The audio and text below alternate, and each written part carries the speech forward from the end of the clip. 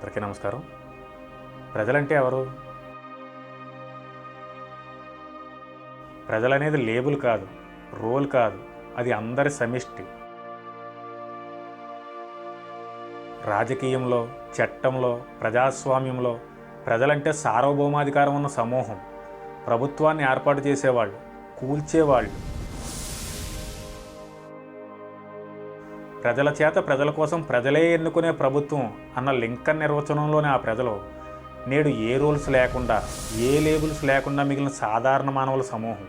అంటే పదవి లేనివాళ్ళు, అధికారం లేనివాళ్ళు, పెద్ద బిజినెస్ లేనివాళ్ళు, ఎవరిని పాలించిన వాళ్ళు, ఎవరికి పని ఇవ్వని వాళ్ళు, కానీ ఓటు హక్కు ఉన్నవాళ్ళు, ట్యాక్స్ కట్టేవాళ్ళు, దేశాన్ని నడిపే వ్యవస్థకు ఆధారమైన వాళ్ళు.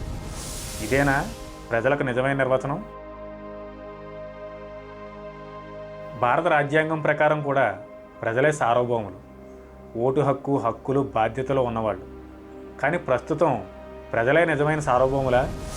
వారికి ఓటు హక్కు కాకుండా మిగతా అన్ని హక్కులు ఉంటున్నాయా? మీకు తెలిస్తే తెలియజేయండి.